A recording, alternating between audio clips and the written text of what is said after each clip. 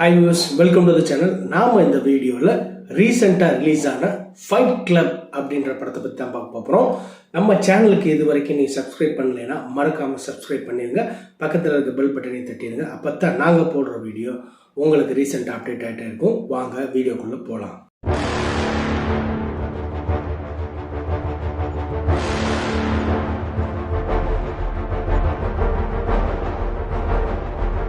ரஹ்மத் அப்படின்றவர் இயக்கிய fight club படம் எப்படி இருக்குன்னு தான் பார்க்க போகிறோம்.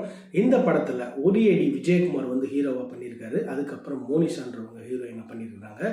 இந்த படத்தோட கான்செப்ட் என்ன அப்படின்னா, இது ஒரு இன்னொரு வட சென்னைன்னு கூட சொல்லலாம். அந்த அளவுக்கு ஒரு வித்தியாசமான கான்செப்டை கொண்டு வந்திருக்கிறாங்க. படம் பூரம் அடிதடியிலிருந்து எல்லாமே கொண்டு வந்துட்டு கடைசியில் வந்து நம்மளுக்கு வந்து விளையாட்டு மூலியமாகவும் படிப்பு மூலியமாகவும் தான் நம்மளுக்கு வந்து வாழ்க்கை சிறப்பாக அமையும் அப்படின்றத பக்காவாக சொல்லியிருக்கிறாங்க. இந்த படத்தில் டேரக்டருக்கு வந்து சூப்பராக இந்த படத்தை வந்து ஒரு வேறு விதமான கண்ணோட்டத்தில் இந்த படத்தை வந்து எடுத்து சொல்லியிருக்கிறதுன்னு தான் சொல்லணும். அந்த அளவுக்கு படம் அமைஞ்சிருக்கு.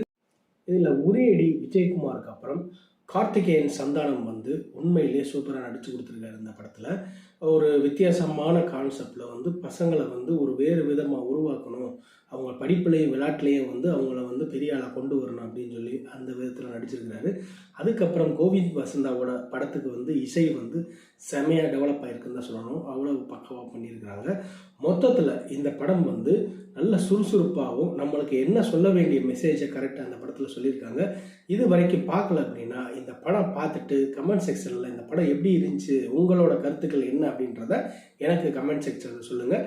நன்றி, வணக்கம்.